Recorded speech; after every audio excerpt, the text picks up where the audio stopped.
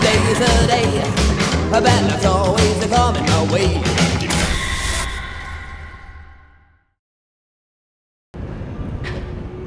For today's Grimm adventure, we find ourselves in Chicago, visiting a place that, well, we absolutely love. With that being said, welcome to GraveFace Chicago, the Windy City. now when I say that this is our favorite place to be, what I mean by that is this. You see, GraveFace didn't really start here. It's actually from Savannah, Georgia, and Jessica and I, we lived in Savannah, Georgia for a while, and we made friends with the owner, Ryan GraveFace. We've done videos in Savannah.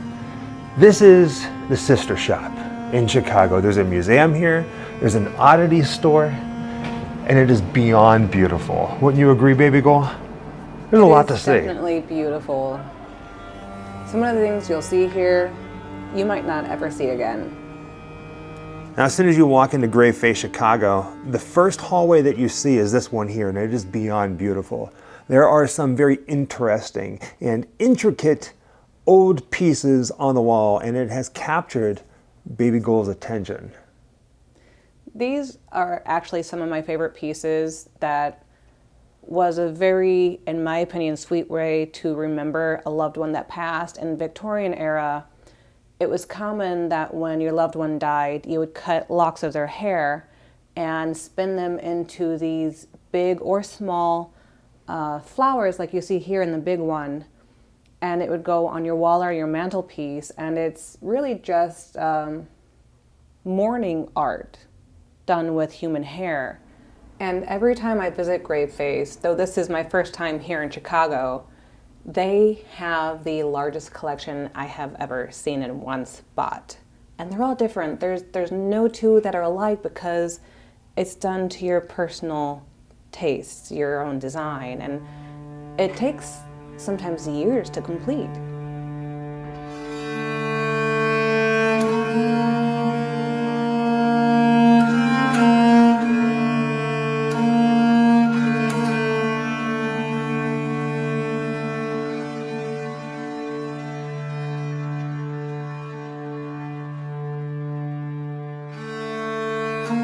Of all the pieces that they have here, I think this one is my favorite because you don't often see a, for lack of a better term, simple landscape done with the hair. It's usually these really intricate flowers, and this is definitely closer to my skill level if I were to attempt to do something like this.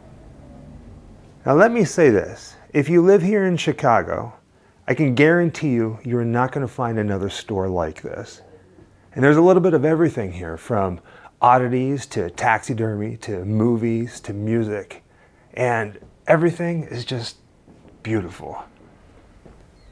My favorite part about all the collections you see here, though, is that everything so far I've seen is for sale, which makes me itch because it matches so much of my collection. Right? You kind of want everything that's here. I really, really do. Now, baby girl, you were saying that down here, what was the thing that really caught your eye? The creepy clown toy. Right? The one right there in the center of the screen. It looks like a creepy clown parking cone. It looks like it came out of my nightmare. Walking through these doors, you're surrounded by so much.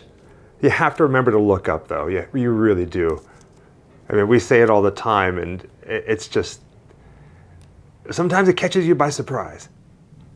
Now, no matter what your musical preference is, chances are they have something here for everybody. But when it comes to the Grimm Life Collective, one thing that we love more than anything else is soundtracks and scores.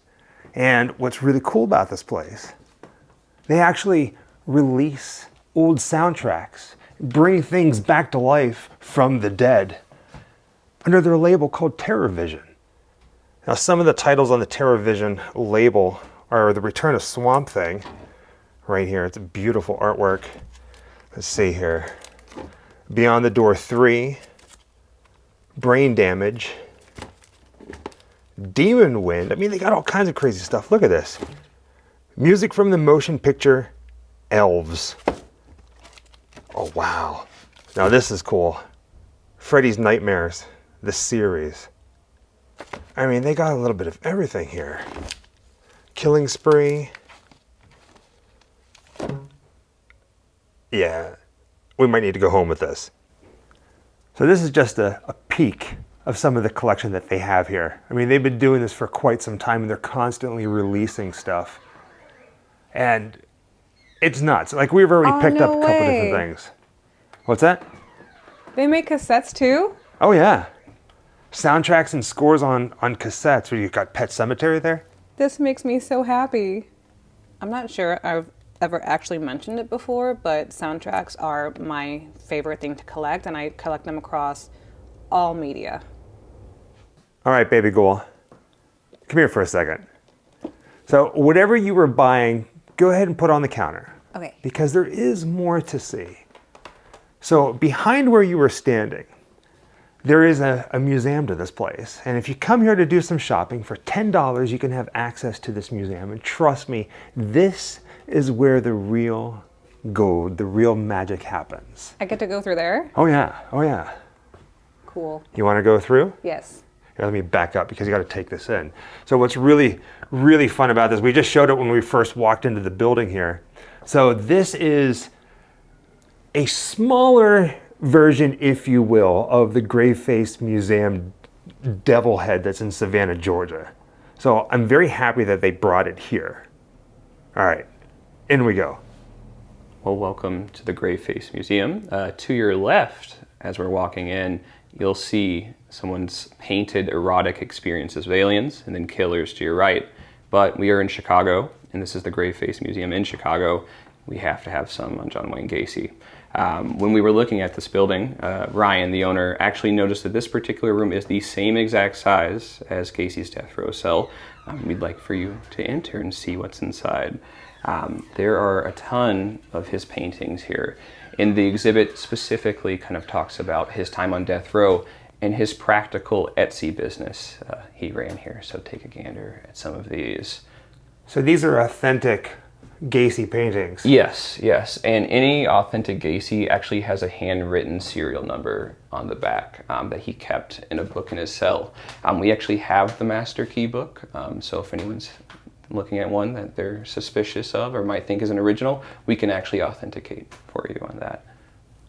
Now, I'm not going to get too detailed into this picture right here, but this is a picture that says to Skeeter from Pogo the Clown. John Wayne Gacy actually wrote that to somebody, and that's all I'm going to say about it because I don't really know how much YouTube would really appreciate me talking about it. But some of the pictures that you were just looking at of the Seven Dwarves are probably some of the most famous ones of Gacy. But over here you have a couple of the clowns. The ones on the bottom, on the left and on the right, are Pogo the Clown, which is more his like happier persona. And then Patches is up there at the very top, which is his like more serious clown. And this guy right here, believe it or not, if I remember correctly, I could be wrong about this. I think this was Ryan's, or one of Ryan's first Gacy paintings. I think he has a couple of the skull clowns, but I remember the first time that I ever met him, it was in the display case at the GraveFace in I almost said Chicago, in Savannah. But I wanted to point this out up here. Got some monsters. Now, there are so many pretty interesting things in here, and I don't want to give everything away. So you, working here as a curator, is there 5 things in this GraveFace Museum in Chicago that you cannot believe are here? 100%. One of my favorite facts about Gacy in general is that he is a Disney adult. He loves Disney, and kind of the ultimate symbol of that love is actually he trades a painting for animation cells from an actual Disney animator, and we're going to take a look at that now. There's a few creepy details that I'm going to point out. So they see the motion lines behind the characters. Yeah. Those look like 3s, and Gacy tends to hide 3s in his paintings because he was convicted of murdering 33 people. Also notice that they are writing on pogo sticks, and does that remind us of any famous clowns perhaps? Yeah. Pogo the Clown. Alrighty, so we're going to look at my next favorite thing here, particularly Elena de la Hoyos here. So the artifact, I guess I should point out first, is written by Carl von Kossel. In my opinion, he's the sketchiest doctor in maybe history. He falls in love with a woman with a terminal illness named Elena de la Hoyos. And he promises the family that he's going to do anything he can to save her, but she's not interested in love, but she's like, this crazy doctor is trying to save me, I'll give it a shot.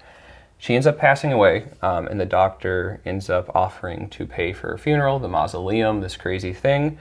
But the thing is that no one's allowed to visit the body except for Carl. He locks the doors on the mausoleum. We're going to fast forward, and a rumor gets back to the sister of the deceased that somebody saw her dancing with Carl in his house. The police find out, go in, and they find exactly perhaps what we might be fearing here, which is, here's Elena then. So her in life, and then her in death. Alive on the far right, yes. Death on the far left.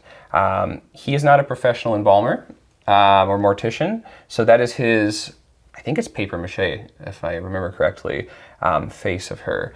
He made some changes to the body, according to the coroner's book that comes out much later about the people who identified the body. Let's just say he added something in the lower half of her body that we would not be happy about. But yes, Carl shockingly sees no repercussions from this. She was an immigrant, he was white, yada yada. This is 1922, but here's the shocking kind of ending to this. What do you think should happen to a body after something like this happens? It should be buried, right? No, she's put on display in Miami in a funeral home for 20 more years as a tourist attraction. So you could have seen her at one time if you were a vacationer in Miami. So we actually have something to add to this. So a couple years ago, whenever we were living in Savannah, we took a trip down to Key West, Florida, and we did a video on Robert the Doll. And in the same place where they have Robert the Doll, they have this really big setup with some actual pieces from this story. So it's kind of neat to see this here. It kind of ties everything together. And of course, because of that connection, if you want to see that video, we're going to put that in the description of this, but that's a pretty twisted story. We're familiar with this one. Yeah. If I remember correctly, though I do get a little fuzzy, the story they told us in Key West was that it was a doctor who was too torn up losing his wife, and then he wanted to preserve her body. Well, that's definitely Carl's version of the story. He was in love with his wife, but actually Elena had no romantic interest in them. There was also a huge age difference, and I normally don't care about that, but I'm talking he's could be buried himself soon, and she's 22, you know what I'm saying? So she just really didn't have much interest in him or know about him at all, which is why the family was not happy about the dancing, the ballroom dancing later on. So I see you leading us into this room here. Yes. So what is this room?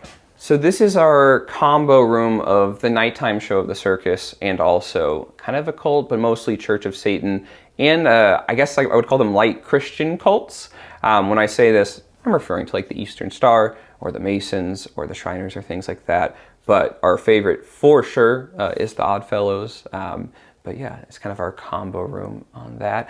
I would like to point out my favorite thing in this room, which is a Hellfire Club, which is my dumb pun on this, but we'll take a look at this here. Oh, wow.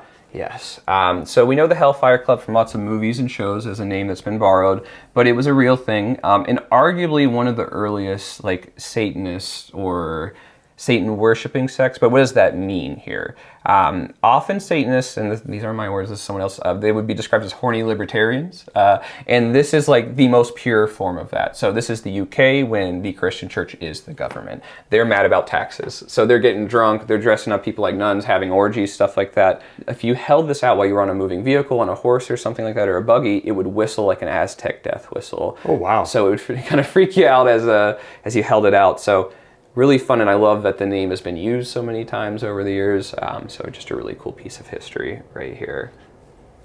So one of my other favorite things in here, it's actually a coin collection. I know we don't typically think of that when we think of true crime, but who owned it makes it very special. So this is owned by the founder of the Om Shinrikyo cult in Japan. You don't see a ton of Om Shinrikyo stuff in America, so we're really proud to show this off. They are known for their gas attacks. There was two. One was unsuccessful, so they ended up killing a bunch of their own members, but the other one was on a Japanese subway, which we have pictured here. Just a bizarre fella. They would make an anime to try to recruit voice actors, so they would do dubs for it, if that makes sense, for different languages. But if you were a tourist in the country, they're trying to get you to join that way. Also, I don't know, kind of one of those cults that starts off very new age seeming, peace, love, but it quickly turns into bombing, which I always find a little, I guess, funny in some regard, because where did the peace and love go after a certain point? All right, so for my last favorite thing in the museum, we're going to talk about a movie called Freaks for a little bit. It's Guillermo del Toro's favorite movie. It's probably the most influential movie about sideshow or circus in general. That narrative has been redone a million times. But we have something that I love, which is some performers who went to be filmed for the movie Freaks took photos of that day. So where was this at? It was actually here in Chicago at the World's Fair in 1933. And our performers here are Madame Zola and Alligator Boy, or John Williams. And they went to be filmed that day. And we have some candles here donated by their family to the museum. And yeah, this is all the south side of Chicago in that time on the day of the filming of the movie Freaks. How did all these performers know how to get to Chicago? Todd Browning, the director, actually runs ads in newspapers in addition to kind of the World's Fair marketing to try to get people to be filmed for the movie. Man, this is neat. Yeah. I love how just candid these are. And that photo there in particular just looks like Chicago still, I'd say, today. Right? As it says 1833 Chicago. I think it's, that one is in 1933, but it's the 100-year anniversary of the 1833 World's Fair, which we know some shenanigans were happening at that one. Yeah, a century of progress there. Oh, wow. Look at this down here. And this is pretty wild to see. Brief history of Johnny Eck, the only living half-boy. We actually did a video on his grave. He's buried in Baltimore. And man, it's pretty wild to see. You see him a lot in Ripley's Believe It or Not. So, they have like a mannequin of him, but he's one of the most prominent characters of the movie Freaks. And we also went to Todd Browning's grave out in Hollywood. Again, full circle. I love these old like circus sideshow pictures. All right, one more. I can stand here all day looking at this.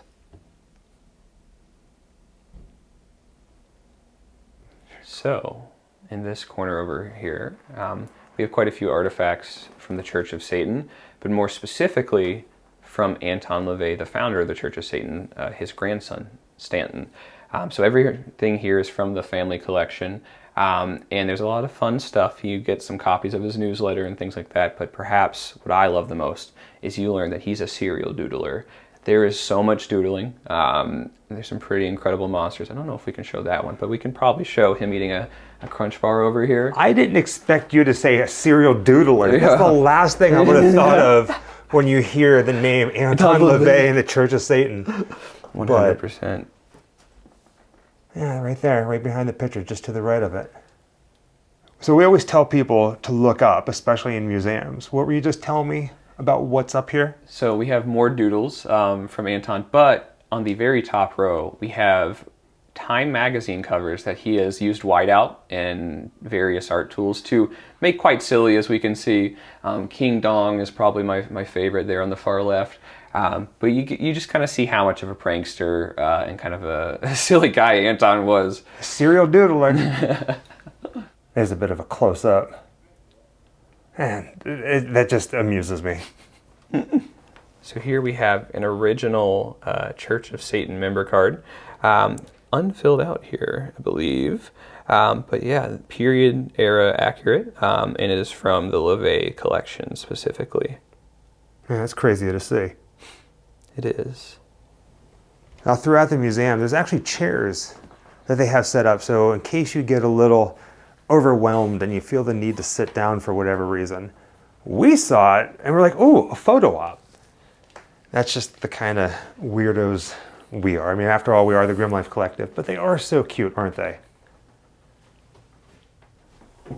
Now you're ready for this? This place also has a basement that they have turned into something fun. It is a little bit of an arcade. They got some games here. They got Miss Pac-Man, Caligula, Funhouse, Bram Stoker's Dracula, Ghosts and Goblins, and Frankenstein.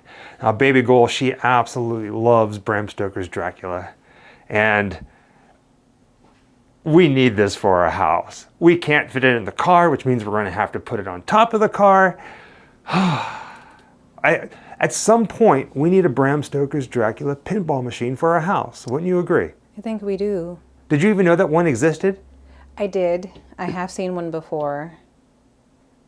And I do love them. But I think we also need an Elvira and a Ghostbusters. Oh gosh, you're darn right. Now when you come to GraveFace Chicago, not only can you see some strange things in the GraveFace Museum, not only could you buy music and movies and toys and cassette tapes, not only could you come here and play games, pinball machines.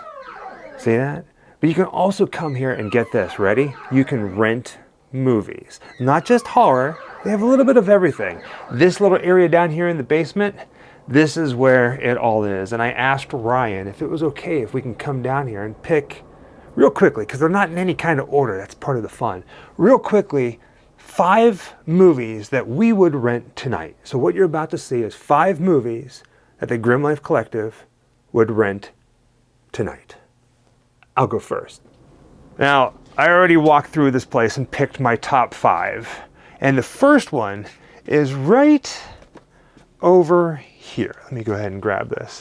First movie that I would rent for a movie night is The Funhouse. If you haven't seen this movie, it is truly terrifying, and it's one of Tobe Hooper's best movies in my opinion. And when you watch it, you're going to be very tempted, or might be terrified, to spend the night in a funhouse. This movie scared the crap out of me, but made me love carnivals. And terrified of carnivals. I mean, who's not terrified of carnivals? Now don't worry, Jessica's gonna pick some movies too, 5 movies just as well, but the next movie on my movie night, on our date night, is right above your head. Peter Jackson's Dead Alive. Again, if you haven't seen this movie, watch it. You're in for such a treat, especially the lawnmower scene. I don't want to give too much away, but it's one of the coolest, most bloodiest scenes ever. And So good. dare I say, I kick arse for the Lord. Next on my list, Monster Squad. I remember watching this movie whenever I was a little kid. It's one of the movies that my dad showed me. He was so excited about us watching this because ready for it? Little secret. My dad does not like scary movies, but he likes Dracula and Frankenstein and Wolfman in this. He was so excited to share it. So this is a movie that my dad and I can share together. If you haven't seen it yet, watch it with your kids. It's a bonding moment. While Jessica's back there picking out her movies, my next one on my list, Ed Wood's Plan 9 from Outer Space. Some say that this is the worst movie, and you know what?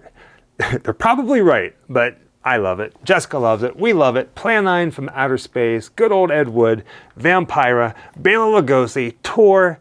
It's all here. And plus, Tim Burton remade it. But this is the original. It's a must watch.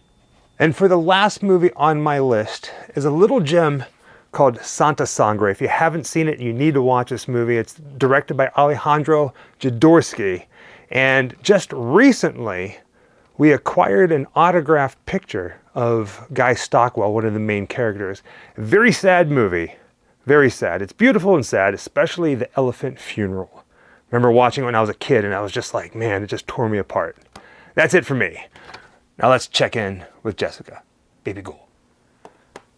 Now, Baby Ghoul, I'm not gonna lie, this place has kind of given me Ghostbusters vibes, like the opening scene with the ghost. If a ghost appears down here in the stacks, I'm gonna lose my gourd. Now, did you find any movies?